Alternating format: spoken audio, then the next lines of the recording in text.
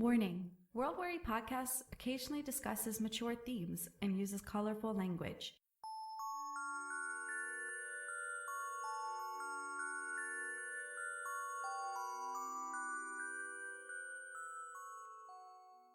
The distant sound of dripping echoes through the mausoleum.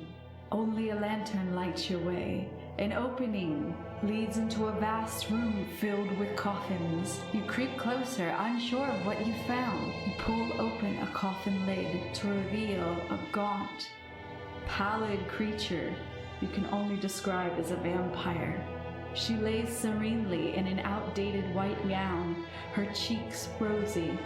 Suddenly her lips curl into a fanged smile, and her eyes flap open as she looks to you. Glinting in the lantern light, she says, Rate, review, and subscribe to World Weary Podcast.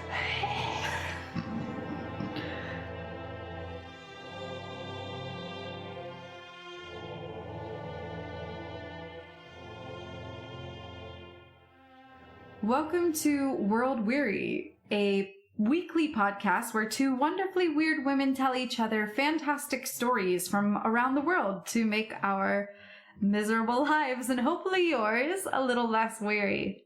I'm the American vampire, Cassiopeia Walker. And I'm the classy British vampire that has a lot of velvet clothes and lives in a mansion somewhere. The British vampire, Violet Star. The best vampire name ever, I'll have you. Violet Star. Doesn't get much better than that.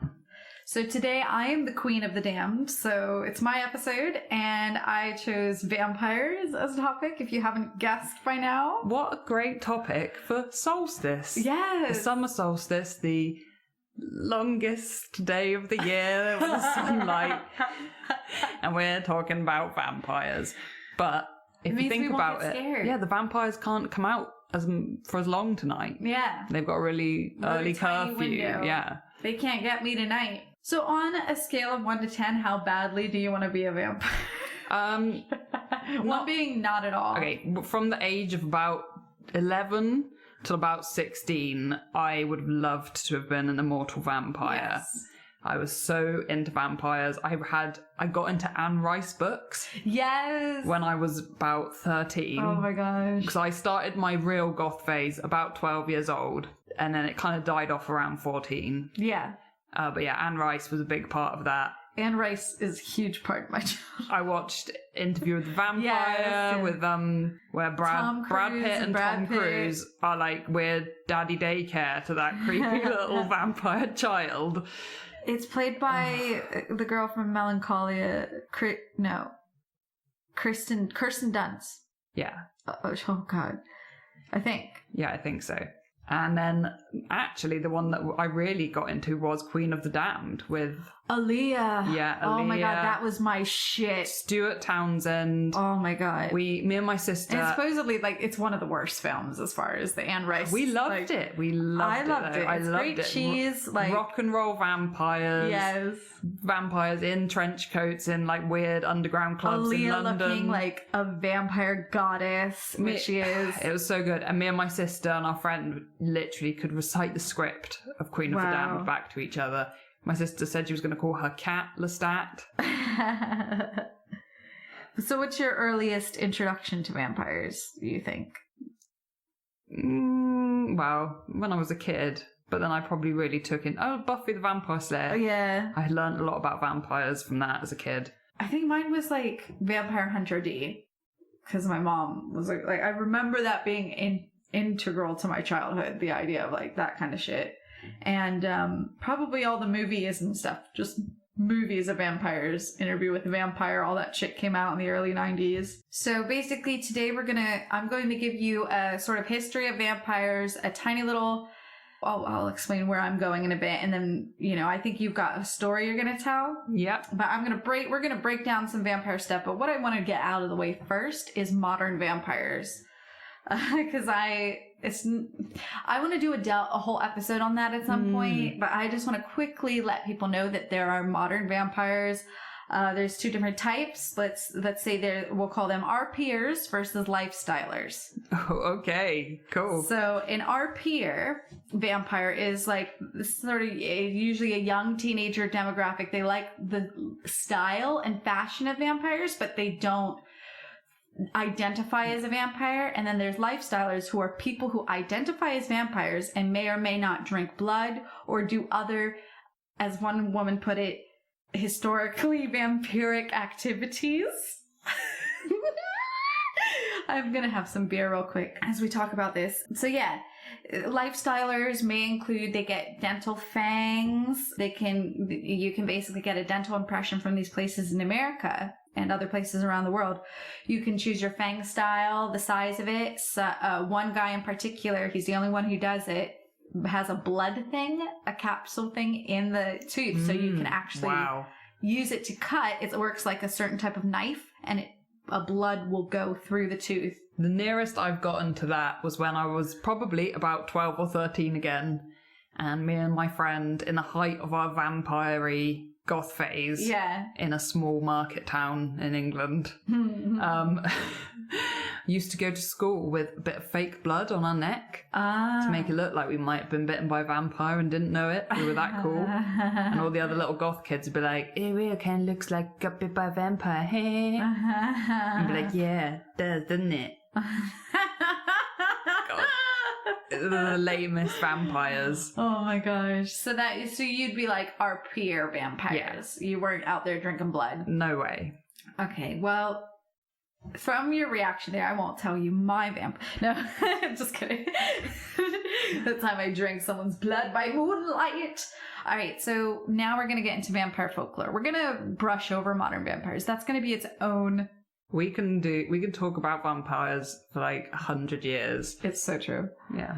So we're going to go into, first I want to briefly go into European folklore, because everyone knows the whole, it's Dracula thing. Like, what does Dracula come from? Oh, it comes from Vlad the Impaler and all that stuff. So yes, it's thought that Bram Stoker's Dracula ideas come from that. Historians described Vlad the Impaler, brutal ruler. He fought against the Ottoman Empire. His favorite way to kill his enemies was to impale them with a wooden stake, yada, yada, yada.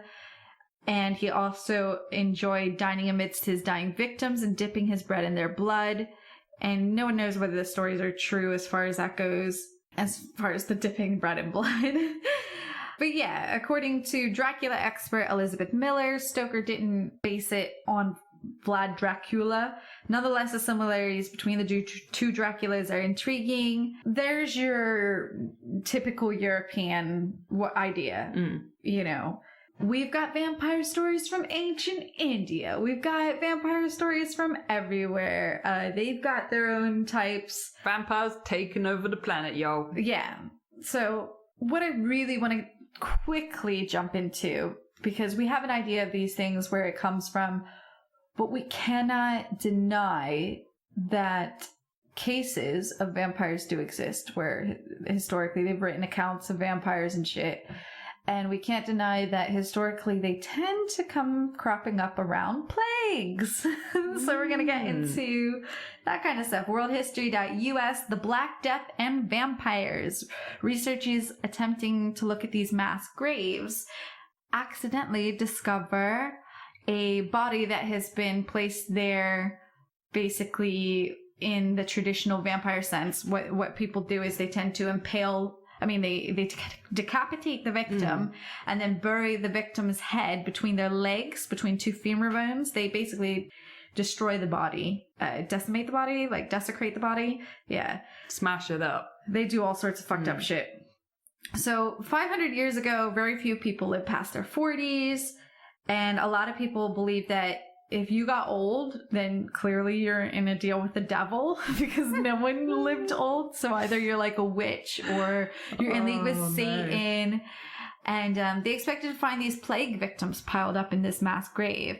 So many people died every day from the Black Death that there was no real time to individually bury them. Did we get into the Black Death a bit at some point? Oh no, I've been listening to stuff about the Black Death, probably for I don't future think we've touched on the plague. Yeah. So the researchers found a female skeleton about 60 years of age with the rest, and the diggers did a lot of special attention. They inserted a large brick into her mouth as well because she might have been a vampire. They also found at some point someone they weren't able to identify for sure what gender they were, so it was possible that they were a mixture of both. And obviously they were seen as a vampire back in the day, and they found remains like that.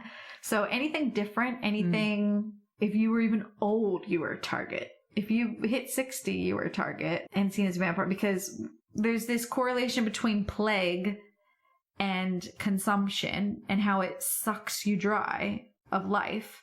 And people started to believe that these vampires or ghouls or revenants and stuff, what they believe is that they were sucking you of life from beyond the grave.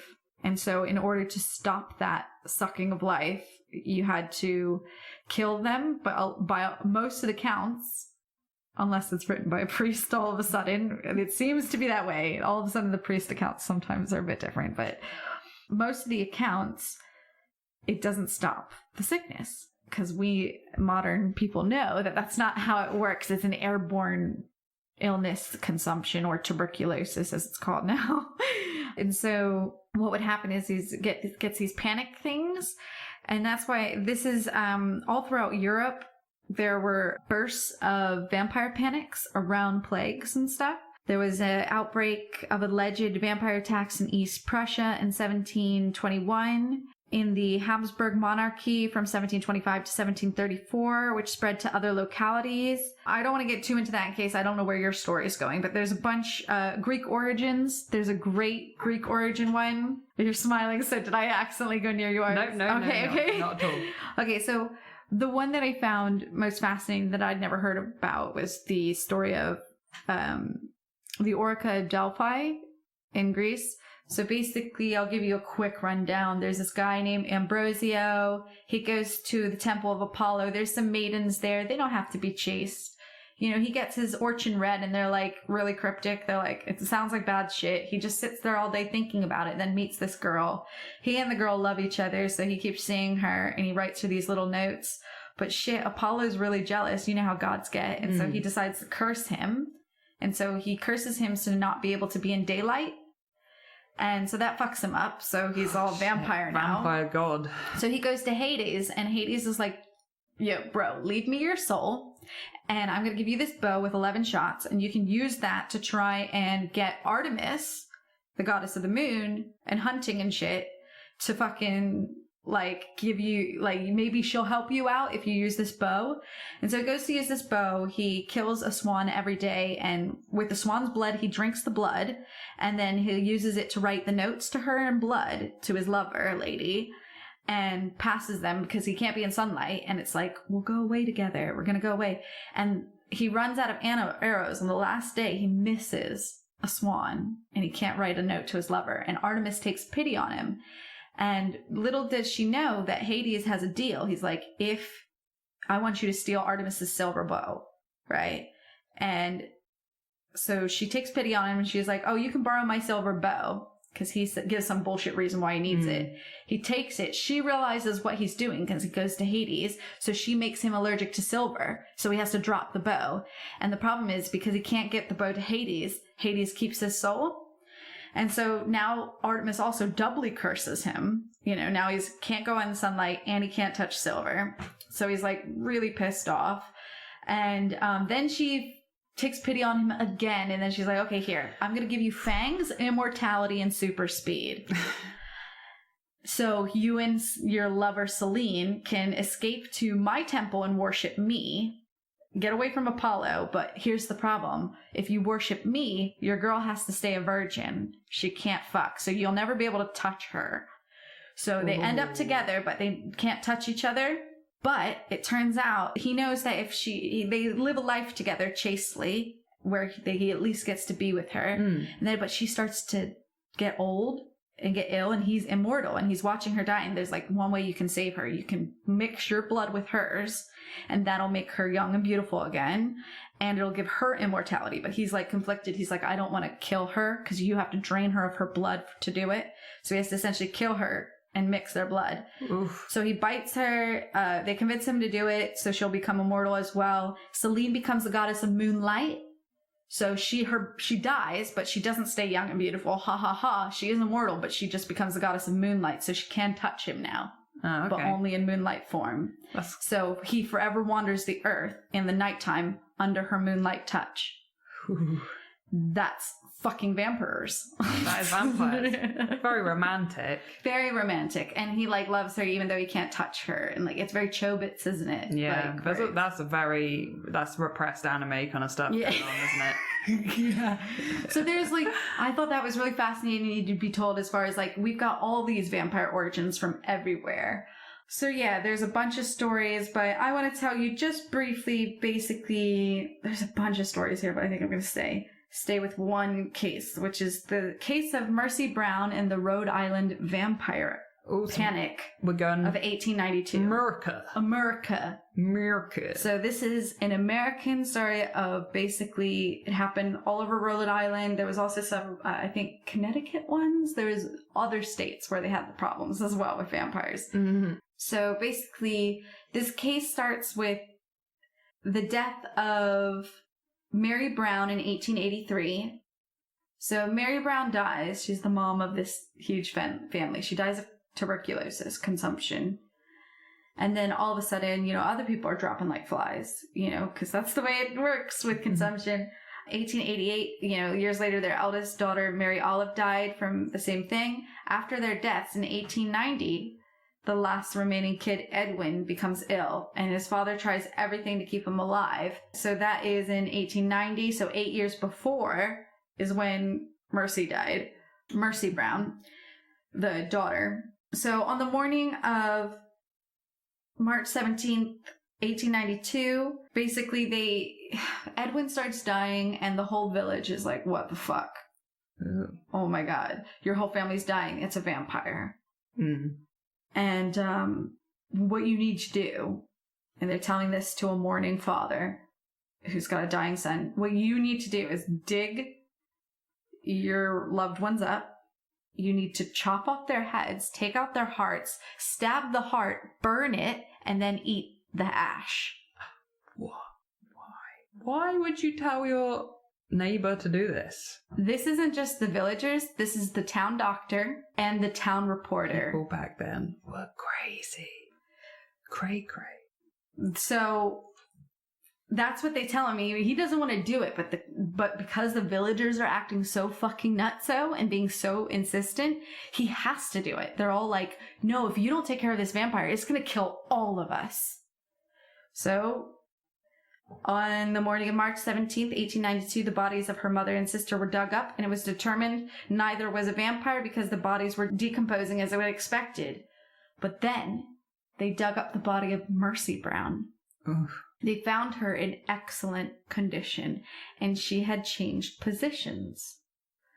There was no decay, and her body was completely in a different position than when it had been buried. They found fresh blood in her heart, which was immediately removed from her chest and burned to ashes on a nearby rock. The remnants of her heart were mixed with water and given to Edwin to drink. Ugh. His father was hoping that the ashes of a vampire heart could cure him. Oh my God. The ritual failed, and Edwin died 2 months later. Mercy Brown's body was held in a casket above ground in winter, and many scientists probably believe that basically her body was in excellent condition because she was frozen. Mm. So no one explained why it wasn't in the same position, though. She was buried alive. Yeah, that's one of the theories, is that she wasn't quite dead and they buried her alive, and that's why she was in a different position. Yeah. And then the winter kept her from decomposing because it was really rough winter and they couldn't dig through the snow. They had to keep her above ground. Ugh, that's the worst. That is the quick story of Mercy Brown. And there's also there are a bunch in the Rhode Island. We could go really into it. Let's see. I've got a couple for you. Nellie Vaughan is the one with a creepy tombstone that says, "I am waiting and watching for you. Just 19 years old, she was buried in 1889 in West Greenwich, Rhode Island. Today, this so-called vampire is almost as famous as Mercy Brown. Her exhumation was covered by international papers. Vaughan Cemetery has frequently been visited, vandalized, and her headstone was broken. In his book, Food for the Dead, folklorist and vampire scholar Michael Bell presents evidence suggesting that Vaughan is a case of mistaken identity and that her contemporaries never accused or exhumed her. But they've also got, like, there's a team of people trying to, like, basically look with these modern techniques and equipment. You can see, like, how they're, what the bones look and shit above, or if there's remains below, kind of thing. But yeah, there's a crazy amount of cases, and it was widely covered by all the newspapers. Annie Dennett, she died of consumption, age 21, in rural New Hampshire in September of 1810. A traveling Free Will Baptist minister from Vermont, and Vermont has a lot of these cases, the Vermont vampires, named Enoch Hayes Place, attended her exhumation, which her family undertook in an attempt to save her father, also sick from tuberculosis. So a thing that's common with a lot of these is they usually are around the plague, or tuberculosis, or things that they couldn't explain that were happening so quickly. And how do you comprehend as a human when epidemics and how do you weird cope diseases with all your family dying? It's easy to be like, oh, it's a vampire. Yeah, especially if you live in a crappy situation and it's like cold and dark and there's lots of trees and woods and you've only got cabbages to eat. A blood drinking vampire is a pretty scary thing. That's the thing, like, there's so many cases of these exhumations. So imagine you're already traumatized by losing half your family, and then the entire village wants to exhume that body, cut off its head, and then make you eat some of the remains in order to cure everyone else. And then the people still die after you've had your daughter's ash milkshake. It's the worst thing, and it crops up again. We saw the mummy milkshake in episode why do people want to drink people's 9? Remains? I'm gonna be in a near future episode, we're gonna be talking about some other gross stuff people did with dead bodies. So just you look forward to that. Oh gosh, I have to put a trigger warning on last week's episode. I had to put a trigger warning. We've just gonna have to put trigger warnings all over this podcast. I think the logo's gonna end up being a trigger warning. Oh my gosh. But yeah, that's my sort of summation of like the road. It's really, really fucked up what they did. And I don't want to get too deep into it. That is some weird ways of dealing. America has crazy stories of these vampire panics. Wicker Man stuff. I don't know, what is Rhode Island an island? Well, here's is it a weird little island? Don't ask me questions like that I might fail at, even though I'm American. Oh no. I've unmasked you. You're not American. But here's the thing, like, they think it's because there are a lot of obviously European immigrants who took from those past things, but as we can see, the whole world has these every culture's got a vampire. Exactly. So it doesn't matter where you're from. Like, what? I mean, it just must be something to do with humans trying to figure out what the fuck is going on when they look at a decomposing body. Yes. And like when people get buried alive and weird diseases.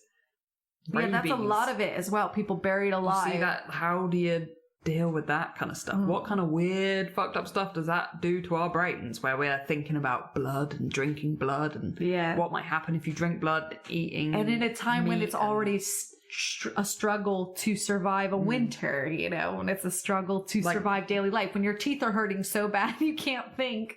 Most of us don't see things like dead bodies or death, or like dealing with like coming across like rotting and it's corpses. Very ritualized and back palatable. Then you would have encountered it so much more. Like that would have been a huge part of your life. So like the bring out your dead thing from Monty Python is 100% authentic to history. They used to say that shit around the plague. What kind of inspiration does hanging around with dead bodies in proximity and dealing with death on a regular basis do to you? Like, what inspiration does that give the human brain? What a world to live in, where like... And back in a time when like things like torture were commonplace as far as punishments, were crazy back then as well. So you combine all these things and a hyper-religious attitude. Oh my gosh. It's like everybody lived in a cult in a tiny town. Today, I think we're just realizing, just like history, back in the day, everything was just... Everyone's fighty. crazy. It was so fighty. But yeah, this is a brief story of the Rhode Island Vampire Panic and Mercy Brown. My one today, we are going back again to ultra fighty shit times of the planet. This one's kind of ancient, and we're going to go all the way back to Scotland. Ooh! Specifically Melrose, which is like a town on the Scottish borders, which is kind of like a county kind of near to the border. So it's like the edge of where Scotland meets England.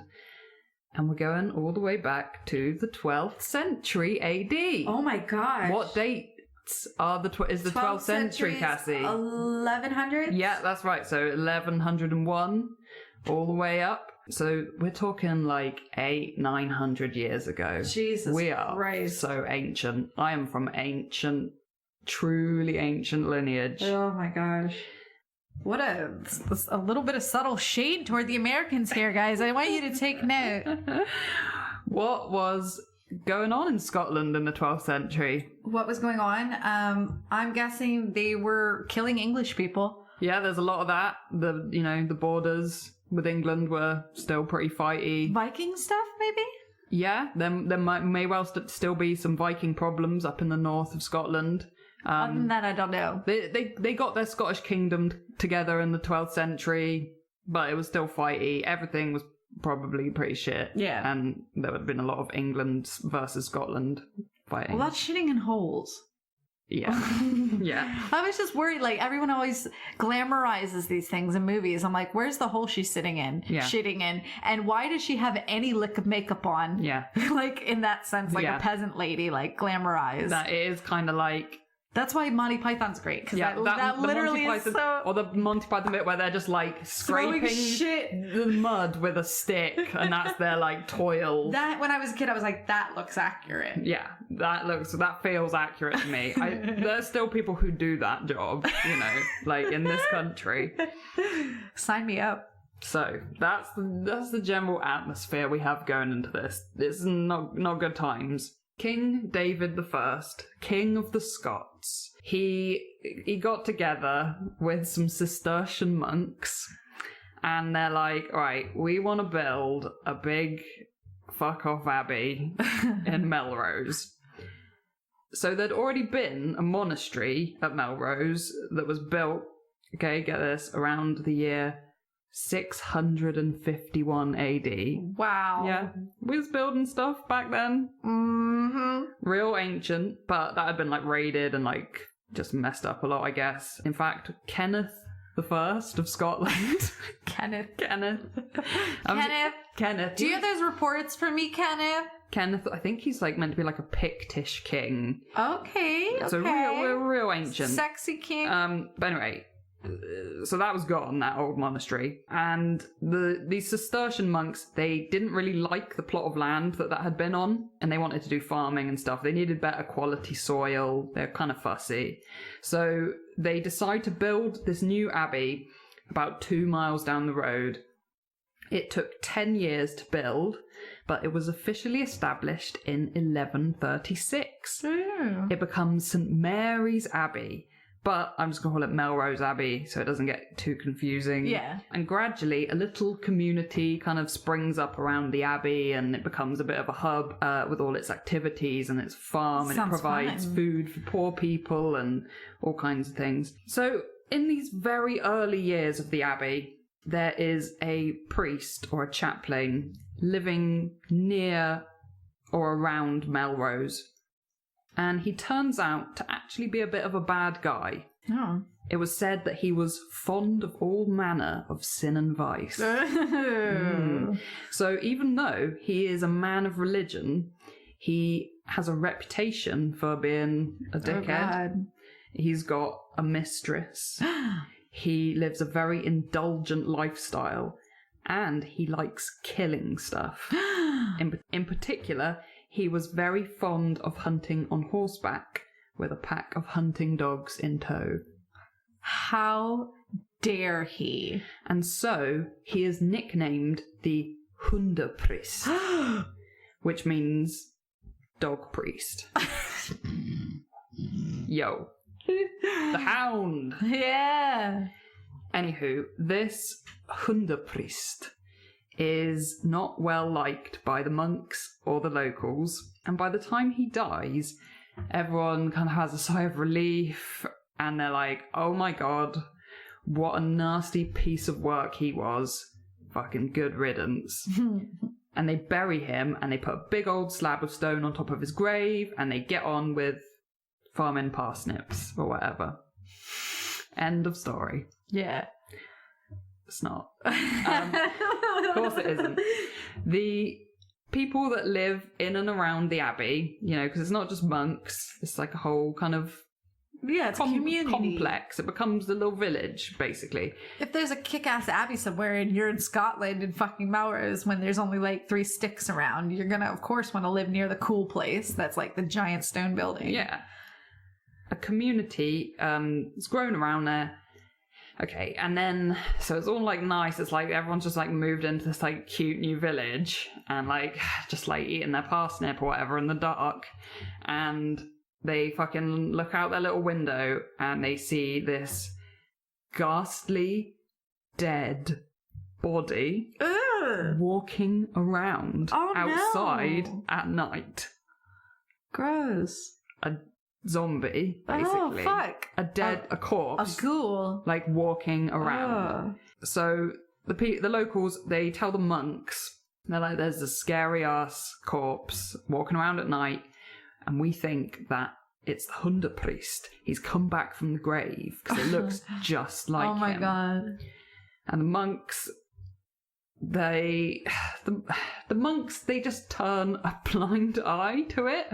They're like, oh, they've all been drinking. They're like, you know, oh yeah, we've heard of this, you know, it can happen. If you're a bad guy, your soul will not find peace or go to heaven, and you return as a revenant, which basically just means someone who's come back from the dead. Yeah.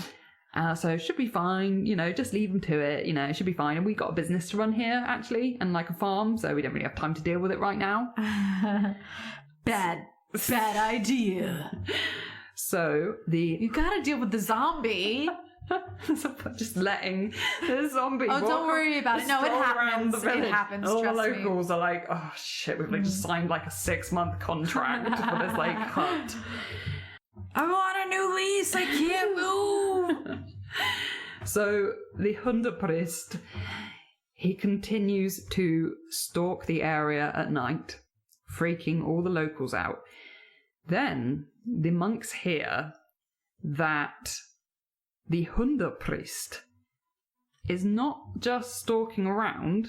Oh, is he killing things? But now he is drinking the blood of innocent people. So imagine you live, Cassie, in a shitty cold hut or farmstead around this abbey in Scotland. In Scotland as well. And at night it's like dark and cold and it's wet and you've only got smelly animal fat candles for light and like maybe like a bit of a fire, and your clothes are made of wet, itchy wool.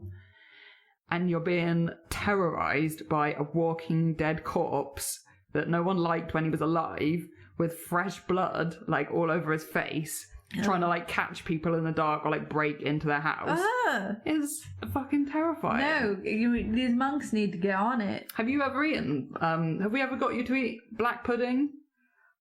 Is it the stuff that comes with breakfast? It's the blood sausage. Yeah, British blood sausage. I've eaten a little bit of it. It's like what do we have it in there? We've got scrapple, which is just like, oh god, that's so American. That we have black pudding and you got scrapple. Are we just scrapple? Yeah. No, I've had a little bit of it. It's all right. Scrapple. They serve it with toast and beans and traditional British breakfast thingy. When I first came over here, I was just like, okay, What is this chunk of blood the clot's doing on my plate? Have we had you eat faggots yet? I've never tried one. I feel like when... For Americans, we're not slurring. This is like a snack over here. It's like it's a traditional... Happy Pride Month. Traditional meatball. Oh, yeah. From Wales and England, maybe. Yeah. And I've never tried Oh my God, one. Mr. Brain's faggots. It's the creepiest food that ever has existed in Britain. They're like this old style, like vintage, faggots in a box. They're like frozen faggots. And it says Mr. Brains in like 70s font. It's like a when thing I that, first like, came over weird here, it was old- quite jolting when I saw, like, I went to a shop and it said, faggot 6 for £1. And I was just like, what's happening? Oh my God. And then people like casually calling their cigarettes that really jolted me when I first moved over here. But it is genuinely just a snack over here. It's weird. A genuine snack you could buy in Iceland. Not the country. Oh no. It's our very own downmarket, shitty supermarket. Okay, so back to our story. The Hunderprest is walking around drinking people's blood. The locals appeal to the monks again to do something about this blood-drinking revenant. And the monks are like, oh yeah, we should have probably mentioned that sometimes revenants return with an uncontrollable urge to feed on the blood of innocents. Oh God. Or, drink blood in order to remain immortal. But, we're just monks and we're just trying to be really humble and forgiving. And it's just about, what makes you happy. And if drinking blood is what makes a Hunderprest happy, then who are we to stop them? Oh no. So once again, the monks don't do anything about it. And they just let the Hunderprest carry on walking around at night. And they just tell the locals, make sure your door's locked. And at night, And this is documented? Don't go out at night alone. Jesus. Maybe the monks didn't know what to do. Yeah. Melrose maybe wasn't the biggest abbey when it started. Maybe they were hoping like they fed on the villagers and they're never came to spending them. all day toiling away farming. And they're in a stone abbey. They're going to be Yeah. fine. And everyone is just, anyway, in survival danger mode because they're near the border and there are raids and wars and it's the shitty medieval dark ages and a lot of people had seen bad stuff. And it's Scotland, so it's even colder and wetter and greyer than England. And for these people, this vampire was basically just the crappy icing on top of an already very shitty cake. Then, one night, it's pitch black. Most of the monks are asleep in their quarters. And there's probably a couple of monks on night duty, keeping an eye out, and like an old gatekeeper with a lantern, who goes there? Who goes there? At one of the entrances to the abbey. No. The monks are alerted to someone or something trying to get into the abbey, and that something like a big bat was hanging around outside. The nighttime monk squad patrol come to check it out. They probably look through the peep hatch in the door or, peek out somewhere.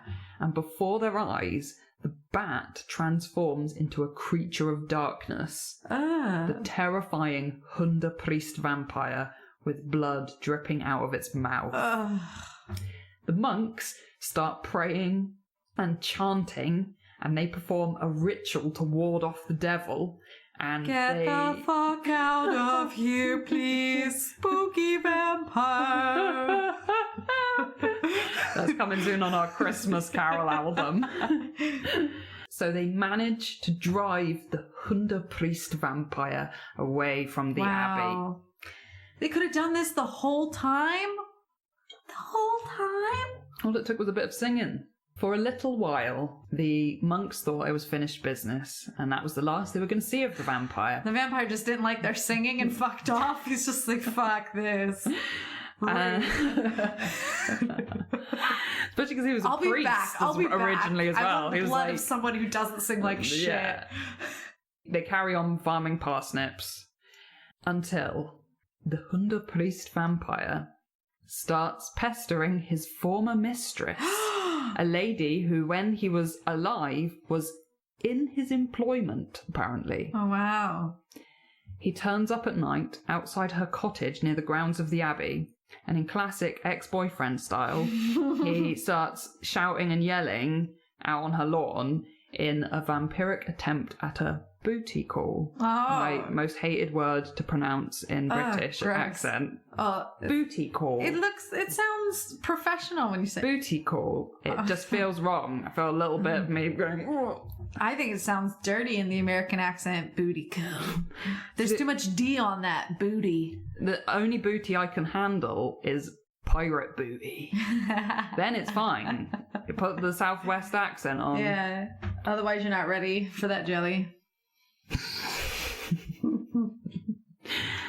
So, the Hunderprest essentially starts soliciting his widow or mistress for sex. Come on! Come in! Eventually, this woman is like, for fuck's sake, I've had enough of this vampire dickhead. And it's not a Scottish accent. No. And the next day, she marches up to the Abbey and she's like, oi, monks, I've had enough of this bullshit. I want to speak to your manager, monk. Another accent. So she forces the monks to do something about the Hunderprest finally. And so an elder monk from the Abbey is summoned to investigate the vampire because they're like, okay, fine, we'll send old Keith, the monk, She's like, just out. wait in my bedroom. He's 50, bless him. He's not got much longer to live anyway. No. We'll make him deal with the vampire. So, armed with a big wooden staff and accompanied by a novice monk and 2 local men, Keith, the old monk, he goes out and they locate the grave where the Hunderprest had originally been buried. And the plan sleeps at night. Yeah. I was sleeps during the day. Yeah. And the plan was to keep a watch on the grave from a distance to see what happens when it turns dark. So they're like shuffling around like all sunset, like with some incense, like doing some chanting, like grasping a rosary. And they got like an axe or something. So they wait there on the edge of the burial ground for night to fall. When it was totally dark, they realise something weird is happening to the grave. They're climbing out. The massive stone slab on top of the grave suddenly moves, and the Hunderprest, in his vampire form, literally levitated out of the ground. The vampire immediately clocks the old monk and starts running towards him across the burial ground at an unnatural speed. The old monk shouts, he's like, shit, run, the vampire's coming! And his accomplices retreat and they run off into the dark, like freaking out, leaving old Keith, the old monk, behind. They ditch old Keith. Old Keith, he's so old, he can't run very far. He has to stoop down behind a wall or a bush to compose himself. But then he's like, okay, I've got to be brave. And he stands up, he's holding his staff like Gandalf. And he's like, come on, he's like, come on then, you cheeky vampire bastard. And he starts bashing the Hunderprest and he smacks him all the way back to the gravesite. Oh my god, like an angry grandpa who just beats him with a stick. And then at the edge of the grave... Oh god. At the edge of the grave, he hears this terrible, ungodly croak as the grave opens up and swallows the Hunderprest back into the ground, enveloping him in a warm, dark soil. And literally, within the blink of an eye, the grave had returned to normal as if nothing had happened. The scaredy novice monk and the local men had all run off and freaked out when he said, shit, the vampire's coming. They return, astonished to see the old monk alive and probably amazed at the story of how he beat up the vampire. But you wouldn't know because the vampire actually got magically swallowed back into the grave, and it looks like nothing happened at all. How mysterious, old Keith. No one else saw you fucking beat the vampire up. The old monk, he now decides that Melrose Abbey is dealing with a true, full-on, hardcore vampire. And he's determined to destroy the Hunderprest once and for all. At the first light of dawn, he and his 3 companions come back to the gravesite armed with picks and spades, and they open the Hunderprest's grave. Ugh. They find the vampire lying dead in the grave, his mouth twisted in an awful brown smile, Ugh. the blood of innocent victims staining his terrible grin. Ugh. They bash his head in with an axe, and then they remove the corpse from the grave, put it on a simple pyre, and set fire to it, and the vampire's body burns away to ashes. Excellent. That was the end of the Vampire of Melrose Abbey. Jesus. Although, Oh no! over the hundreds of years since this event took place, some locals claim to have heard his moans and screams wandering the abbey at night, Ugh. or the howling of his hunting dogs, from which he got the name, the Hunderprest. Ugh. That's fucked up. Vampire. That's crazy, and that's in some old scribes and shit. You know what really got me about this story, though, was just the bad customer service that the locals experienced. With the monks. The monks who are like the landlord managers. All you do is farm all day. Can you take 5 minutes to deal with this freaking Corpse, vampire dude, who's drinking everyone's blood. I'm not into necrophilia. Can you sort this dude out? He's like shouting at me like... And the reason in all these old tellings of the story and old letters and documents, it's just that the monks were so humble and forgiving that that's why they turned the other way. Oh my god, turned the other cheek, so to speak. Oh my Monks. god. Bad monks. You gotta be better than that. Do something. Old Keith saving the day. He's like, yeah, we had a karate battle. I was kind of like Yoda. Yeah, when he does the flips. It's kind of like that. He ran at me super speed. You're not feeling skeptical about old Keith's story? No, No, I totally believe he it. clearly beat that vampire up. Yes. They weren't dealing with an extremely pale mental person running around eating animals and stuff. Running around naked, trying to like... I just wonder where these, like, because these stories just like, if it's not that, what is it? You know, if it's not a fucking vampire or like some fucking, what is it? To like, what degree is it just stories? Like, okay, so maybe there was a priest that like no one liked. He was like a total dick and did really bad stuff, and then he died, and people like, God, like, good riddance. Yeah, I believe in people like that, and that they keep talking about that dickhead that lived like 100 years ago. And then some random person. And like the church or something can be like, okay, that dude, actually, we know, because this old monk wrote it down, but like he got resurrected as a gross vampire, so like, you guys better behave, or you'll turn into a stinky vampire. yeah, maybe. You know, there's this like, It's just like a religious warning, like, be a good Christian, you know. Or you'll be like the Hunderprest. Because there's so many accounts. Like, you can spend your whole day reading weird vampire accounts. You'll never run out of them. It's all over the world.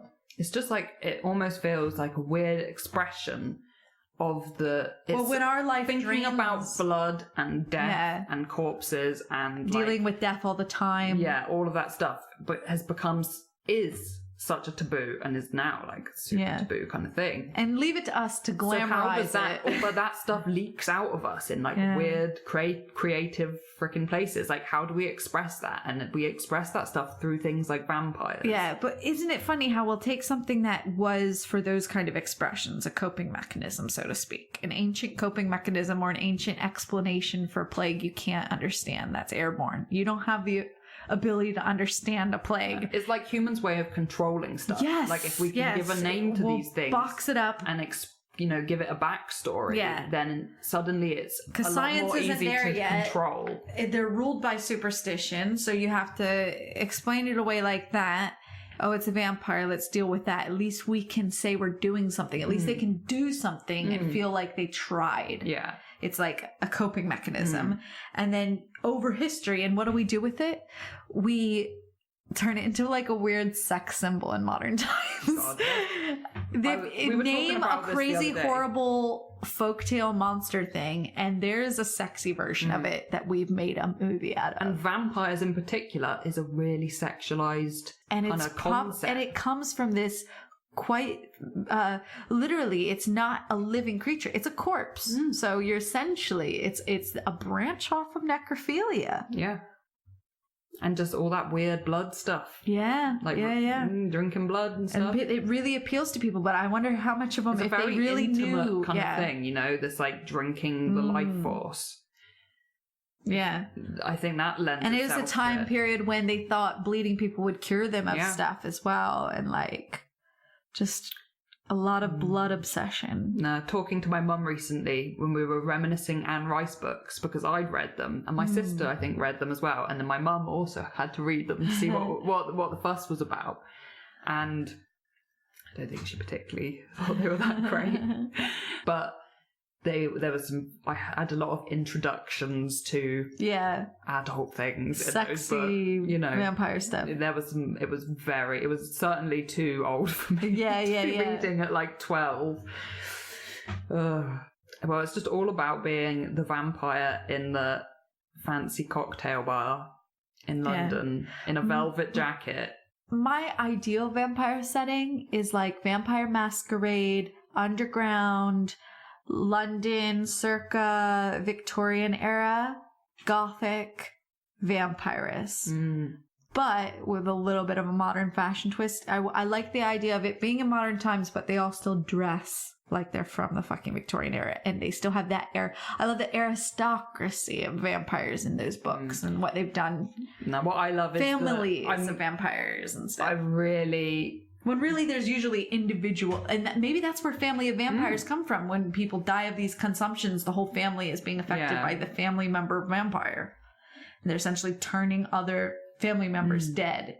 And it's the same. Yeah. I just want to reminisce my ideal vampire fantasy is reminiscing the 90s vampires. I want that swanky cocktail bar vibe of like... And then you go into an underground weird we go into like techno club. VIP techno clubs. That you just walk through because you're too cool for the techno club. That's for like the young vampire wannabes. Very straight cut, kind of black...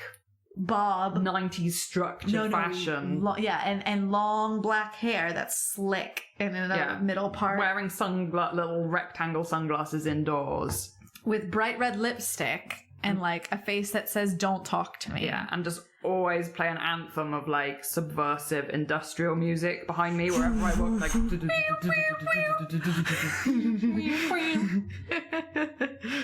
This is Violet Star. No, I think the truth is, in those movies, I most lend myself to the balding male librarian dude who was like maybe a bit hot in a nerdy way when he was younger, but he's not anymore. Now he's just like a dad character, and I'd just be there like giving teenage vampire killers advice on like, I get the library book out and be like, look, like here's a demon, here's a vampire. Here's the thing, in the Witch Academy, do we accept vampire witches? Is it going to be a problem for the rest of the girls in the academy? Because it's obviously we'll have a boys wing, obviously, but in the girls wing, as far as I'm really concerned that there could be some shenanigans there. I mean, I think we could like maybe set up. We want to be like, inclusive. We could create a sister school somewhere else. Yeah, for vampire, young vampire academy, vampire and werewolf kids, and then they'll have special witch academy sessions. The werewolves live in the West Wing boarding school, and the vampires are in the East Wing boarding school. And then at the end of each year, they have a massive battle. Oh, and they can actually die. So every year, and paranormal. No, more dark than that. Okay. I'm 100 times more evil right now. Okay, that's fine. That's fine. Yeah, they have to have like a massive paranormal we'll find battle. who are the strongest at the end of each year, and then it'll be like a way of like. So you do like a voluntary Hunger Games. Yeah, but they're all voluntary. Creating the ultimate werewolf vampires people. Yeah. Well, we've got dreams. So, are you currently feasting consensually on a friend? Have you been waiting for just the right moment to open your coffin lid so you can go to our website in the safety of the nighttime at worldwearypodcast.com? Maybe you are a monk or a vampire and you'd like to raise a complaint about today's episode. Don't. There's no complaint section, only 5-star ratings and reviews on iTunes. Yeah, seriously, I want We are vampire those stories. people. I want, like... Don't hesitate to send us in your story, whatever it is. If it's a vampire story, maybe you are a modern vampire, whether you're an RPer or a lifestyler, we'd like to hear from you. We're not going to make fun of you. Were you like me at like 11 or 12 years old, taking a parasol to school and trying to convince other kids that you were a vampire and then you had to have the parasol outside at lunch break? Just in case the sun touched your Did skin. you put fake Halloween blood on your neck when you walked to school to impress the other little goth emo children? Oh, man. Did you spend most of your waking hours spending too much time watching Interview with the Vampire and fantasizing about your vampire life? Queen of Damned on repeat. Oh my gosh. Make sure to email us at worldwearypodcast@gmail.com. Visit our website, www.worldwearypodcast.com, where you can see our diary with all the references. What else do we want to send them to? Instagram? Instagram. There's just everything. There's so many buttons on our website. Yeah. Look at them. If you Click on them. give us a review or something, make sure to let us know.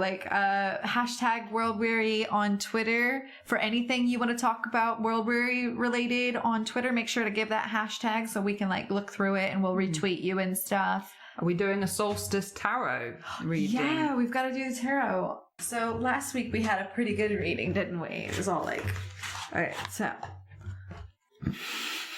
Yeah, we didn't talk about our world weariness this week, but I think it's the same. It's been very much the same. Very much the same, yeah. Sorry about No updates on that. We'll let you know next week. Yeah, if anything was better or worse. Oh my gosh, I knew there was something I forgot.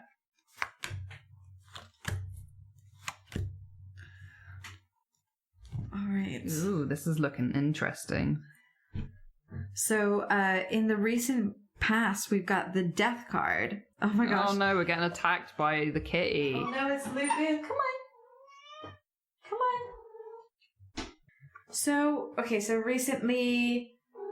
So after a period of pause and reflection with the hangman, the death card symbolizes the end of a major phase or aspect of your life that is no longer serving you, opening up the possibility of something far more valuable and essential.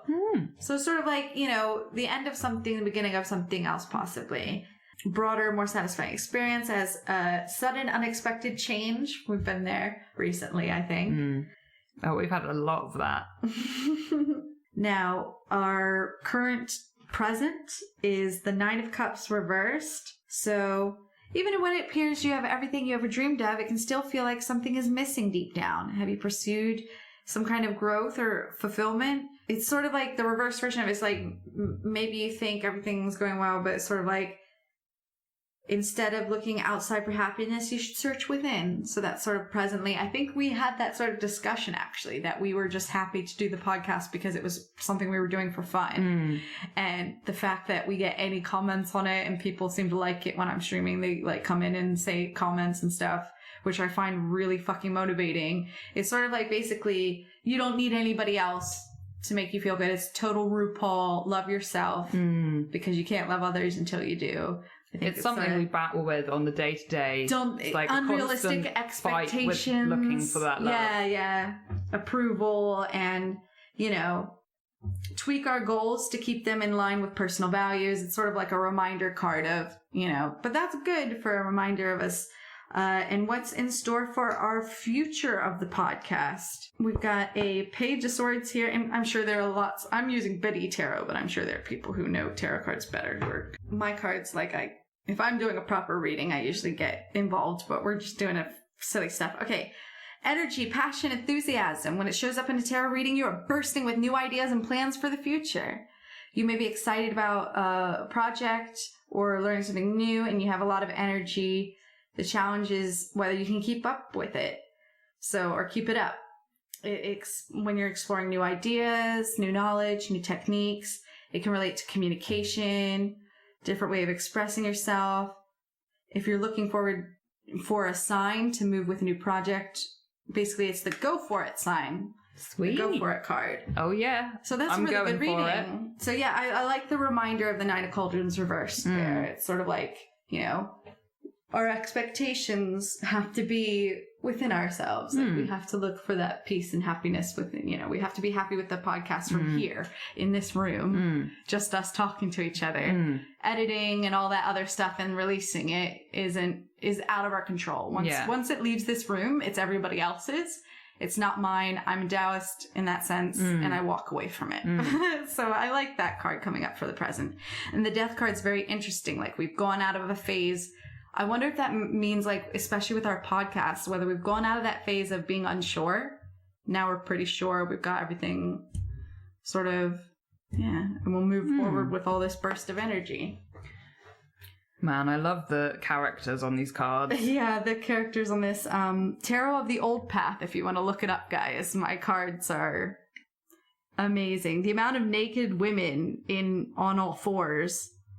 Yeah, there's a lot of... when you get into hippie art, the nude women is a favoured subject. It already is a favoured subject of a lot of art. But hippie art, it's sort of like... hippie art is like, woo! They're not trying to hide it. Yeah, and when they do have a naked man, he normally seems to be facing the other way, so you can only see his butt. Away. Yeah, you can only see his butt. You rarely see the full frontal. That was the next card. Man on the hippie. Was a man looking away with his butt. Yeah. But the woman's got side boob. Women can be full frontal, crawling backwards. There you go. Yeah, that's hippie art for you and a tarot reading. Maybe we'll give you a shout out. If you give a I can't really check by like iTunes is weird. I can only check the review. So if you want to give us a comment on Twitter or one of our YouTube things or SoundCloud or whatever, we'll give you a shout out at some point and say thanks. But yeah, thanks for listening and goodbye. Goodbye. Until next time, goodbye.